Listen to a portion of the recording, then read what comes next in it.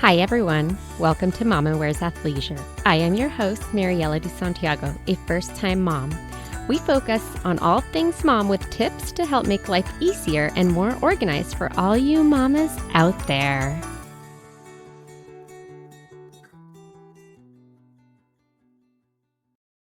Hi, everyone. Today I am here with Melissa Dean, a midwife from Casa Natal in San Jose area. Hi, I'm so happy to be here and chatting with you today about women's health. I am a functional medicine practitioner and a licensed midwife. I have been supporting women through birth and healthcare for over 20 years.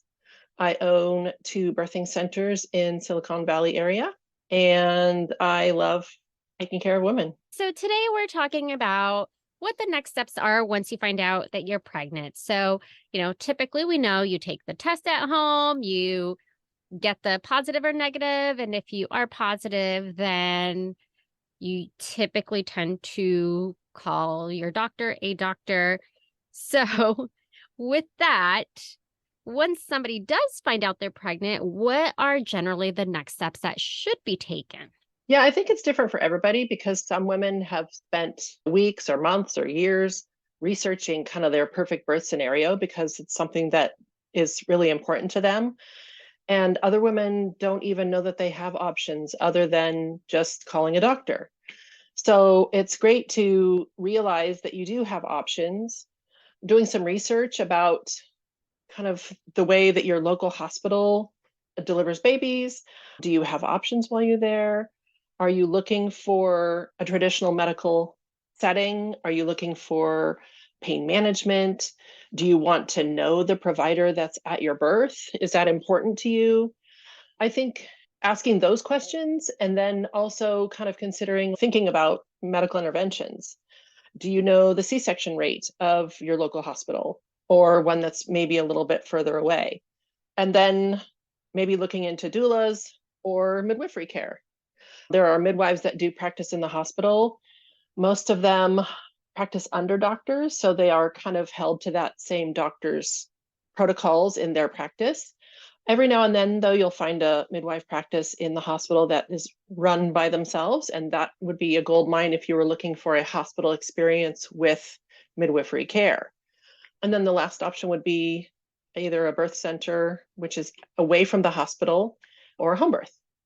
Some hospitals do call their labor and delivery wards birth centers, but they are located in the hospital and a traditional labor and delivery ward. I'm glad that you clarified that because, I have found that in my what I probably should not be saying on here, my Google searches, that yes, a lot of them are called birth centers, but they're in a hospital, which is kind of like, wait, whenever I think of a birth center, like I think of essentially like home away from your home where you're delivering your baby, right? Like you've got a bed, and in that room, you have like a tub and basically everything that you need to make it feel as if you're in your own bedroom. Yeah, a lot of it's marketing because, I mean, midwives deliver only 1% of babies in America, but with the advent of podcasts and the internet and Google and online education, women are realizing that they do have more options and they are searching out places with midwives. And so that number has grown from 1% to 2%. And I know that the OBs in our area are feeling, I mean, we can't be cutting into their bottom line too much, but they do feel it a little bit. And so they also are on the internet and they are watching things that happen on podcasts and things like that. And they understand that women are looking for a more holistic experience. And so for marketing purposes, they call their labor and delivery ward a birth center. I know you kind of already mentioned some things to take into consideration, but what are some other bigger things to really think about when choosing a provider? Like, I mean, for me, right off the bat, I kind of think insurance, right? Like, which I think a lot of people probably will think, where do I go? Who's going to take my insurance that will give me the care I need? Yeah, I think insurance is definitely one of them. Understanding your insurance to me is first and foremost, because a lot of people don't really understand their insurance. We have much higher deductibles these days, and you also have what's called an out-of-pocket max. And looking at your policy, you may have, say, $5,000 out-of-pocket max or a $5,000 deductible with an $8,000 out-of-pocket max, which means that you are going to pay $8,000 to have your baby in a hospital, or higher if your out-of-pocket max is higher than that. So talking to a midwife, asking if they bill insurance. Most of the midwives in our area are out of network, but we still bill insurance, and we can generally give you kind of an overview of what to expect your insurance to pay. Like, here's your deductible, here's what your insurance is expecting you to pay, here's what you can kind of expect to maybe get reimbursed back from your insurance.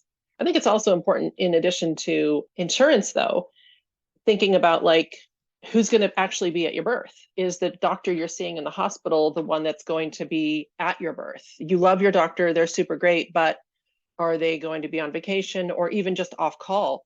Because most OB practices now are quite large with 10 to 15 OBs, and they switch out throughout the month, and they're only on call for a few days each month, which means that you have a pretty slim chance of your actual OB being there. So asking those kind of questions: who's going to be allowed to be at your birth? What is the one-on-one time with your provider at your appointments? Are you going to get 5 minutes, 10 minutes, or are you going to be given 45 minutes at each appointment, which in our practice, we give everybody 45 minutes at each visit? Those are things that can make or break your care experience. Those of you listening, I do have my son in here, so you'll hear his sounds. So, what are some things that a mom should refrain from doing once they learn they're pregnant? I know for many of us, obviously, if you drink or do any sort of recreational use of that, we tend to know, I think most of us know that you can no longer do that. But what else are some things that like you just wouldn't have thought of until you go to do Go to your first something? appointment, yeah, and you figure, and then they give you the list of things you shouldn't do now that you're pregnant. Marchofdimes.org has a list of foods that you should avoid. Generally, it's raw meat, raw seafood, things that can carry bacteria. Unpasteurized dairy also carries bacteria, raw eggs. Those kinds of things can carry bacteria that can cause potentially serious, harmful developmental issues with your growing baby. So you want to either know the source of your seafood. If you caught it fresh and are making sushi that night because your husband is a sushi chef, that might be different than going to a sushi place in the middle of America where seafood comes from long distances. If you have chickens in your backyard and you gather the eggs and eat them fresh each day, if it's slightly undercooked, you're going to be safer than if you were buying it off the grocery shelf and you're not quite sure how long it's been in transit. Things like limiting caffeine, organic, wild-caught, non-GMO foods are best. Seafoodwatch.org has a list of seafood that's safer in pregnancy. Fish that carry high amounts of mercury, because mercury can definitely have harmful effects on you and your growing baby. If you're on a budget, there is a list of the clean 15 and the dirty dozen for vegetables and fruits, things that you want to avoid. Ideally, buying organic and wild caught whenever possible. But if you're on a budget, sometimes that can cost a lot of money. So sticking to that clean 15 and the dirty dozen for foods that you can maybe buy less organic of the cleaner foods. You want to also consider your drinking water. A lot of us don't realize how contaminated some of our drinking water is. And there's forever chemicals in our drinking water, as well as plastics and things like that. So using a good filtration system, ideally reverse osmosis, so that your drinking water is clean, because you hear all through your pregnancy, drink water, 2 to 3 liters a day. That's super important. Stay hydrated. But if you're putting toxins into your system and you don't really realize it, that's also something that's really important. Over-the-counter medications should be avoided when possible when you're pregnant. Just in general, there are some that are safer. You can always look up whether it's considered a class A, B, or C drug for toxicity. But they used to say that Tylenol was completely safe in pregnancy, and now there's studies that show that Tylenol excessive use, especially in pregnancy, causes developmental delays in babies. So if you can avoid those things, use only as needed. And then also prescription medications should be avoided unless it's something that you are considering the risks versus the benefits gained. Don't just always take your doctor's word for it. You might want to do some additional research or getting a second opinion on whether or not prescription medications are safe. Generally, lactation consultants are very well versed in medications that are safe in pregnancy and breastfeeding. So that's a great person to ask as well. Things like massages, chiropractic, acupuncture, all of those are safe in pregnancy as long as your provider has specific training for pregnant women. And there are many of these providers that specialize in pregnancy, and they can be super helpful throughout your pregnancy. Hi, everyone. It's your host, Mariella. I wanted to thank you for listening and share some ways to show your continued support. You can rate and review on Apple Podcasts or Spotify. Share the show with friends and family. Buy me a coffee to help with the financial cost of running a podcast. Follow me on Instagram at Mama Wears Athleisure. And finally, subscribe to my newsletter. Thank you for listening. I like that you mentioned the water because throughout the pregnancy, you're told to drink a lot more water. And then, of course, you end up peeing a lot more often. But aside from that, after you have your baby, if you choose to breastfeed, you need to drink a lot more water because you're just way more thirsty. And yeah, some people don't think about like where your water's coming from, if you're just going with tap water, not filtering it, or where it comes from. Water in water bottles, those plastic water bottles, if it sits in the sun, it's absorbing the BPAs from the plastic. So just being mindful of those kinds of things. I mean, obviously, we live in a developed country where we have access to clean drinking water versus other countries where they don't. But like I said, consider the best options possible and making as healthy choices as you can in the moment when you're making them. And then for anyone that is having morning sickness, what are some ways to help alleviate this side effect? Yes, morning sickness can be no fun at all. It starts sometimes around like 7, 8 weeks, and it can last 12, 13, 14 weeks for some people. First of all, just considering eating what sounds good to you. Most people love the idea of carbs. And so eat carbs. That's fine. You don't have to necessarily eat all food groups in the first few weeks during morning sickness, but consider adding protein whenever possible. I usually suggest to my clients that they carry around a bag of raw almonds because raw almonds provide excellent protein. They're crunchy, they are good to chew, they make you feel better almost instantly. Waking up in the morning, eating 4 almonds, going about your day, carrying the bag of almonds in your purse. If you start feeling a little bit nauseous, eating 5 more almonds can really hold that nausea at bay. Because as your blood sugar drops, it's what helps increase that feeling of nausea. So generally, when you're feeling more and more hungry, you get more and more nauseous. Your stomach is empty, your blood sugar is low, but you don't actually feel hungry. You feel nauseous as a side effect. Avoiding overly sugary foods.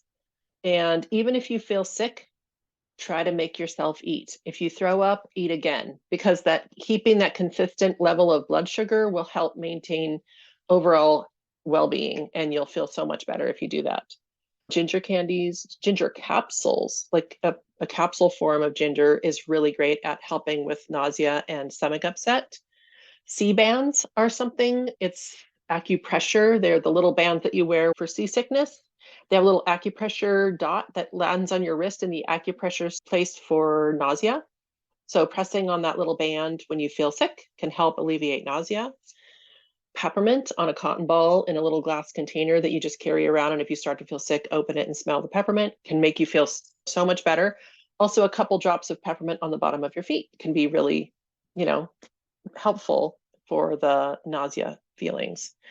And then lastly, we usually suggest that our clients take, if they just, none of those things are helping, B6 and Unisom together every 8 hours, 25 milligrams of Unisom every 8 hours throughout the day and night can make a big difference too in how well they feel. So many ideas that I've, one, never heard of, and two, would have never even thought of. So I love these, especially for anyone that is going through them, because I've had friends that are like, "No, I don't know what to do. Nothing helps." Yeah, like exactly. Well, and when you feel sick, it's just normal to not eat because you're like, I'm going to throw up, so I'm not going to eat anything. And then it gets worse and worse. So not eating actually exacerbates the problem. That would make sense. And my last question, do you have any other tips, suggestions, or recommendations for next steps or ways to make this process easier and exciting and fun? I think, well, for most people, finding out you're pregnant is just super fun and exciting anyway. So I think understanding too expectations of timing of your first visit.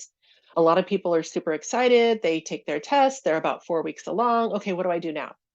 And at 4 weeks, it's still a little bit early to come in and see anybody.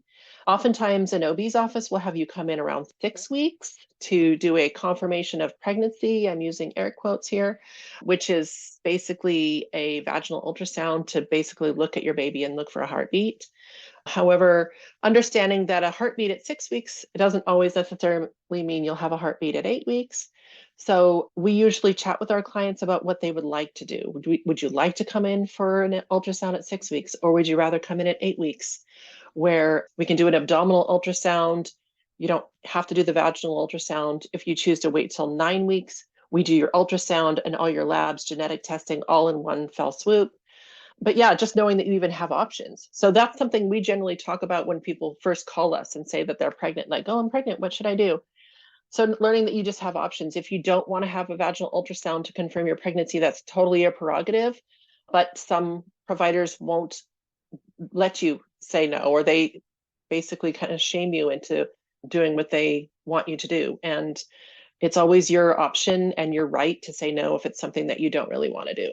Because I know for some women that is a little unnerving and unsettling to have that happen to them. I appreciate that you put the air quotes for confirm that you're pregnant, because when I took my test and I called, I was like, oh, I need to come in and do whatever I need to do to confirm I'm pregnant. And they were like, oh, well, did you take a test? I said, yes, I did. All right, well, you're pregnant. So then they just went ahead and scheduled me. I was like, wait, I thought I needed to come in and do everything that you guys, I don't know, need me to do. But Mhm. yeah, Well, and I feel like it's also changes. Like I had somebody, what their first appointment was virtual, and it wasn't until like 12 weeks. 12 weeks, yeah. I mean, in 12 weeks used to be the norm. Back when I was having kids, 12 weeks was the norm. You would come in at around 12 weeks. They didn't do ultrasounds until much later than that, to basically do the anatomy scan and stuff like that. So it was a blood test or a urine test to confirm your pregnancy, and then you came in much later. So yeah, I think more and more OBs are doing the early visits with the ultrasounds and have you come back in 2 weeks for another ultrasound, because it's for billing purposes. They can bill your insurance quite a bit of money for each of those visits. And if you were to come in and not have either of those procedures, then they really can't bill for the office visit. Well, thank you so much. I appreciate you taking time and walking us through all of this and really giving us tips on what we can do for anyone that has morning sickness, things that you should probably avoid, and different websites to look into that you definitely wouldn't have thought of. Like I had never thought about like a massage until I scheduled one. I was like, wait, what? I can't have like a normal massage. So many things that you just don't think about. Well, my Thank you. pleasure. It was nice to chat with you. Thanks for your time as well. Thank you for listening. Tune in next week for our next episode. You can find us on Instagram for more updates and tips. Be sure to subscribe wherever you listen to your podcasts and give us a review if you like us.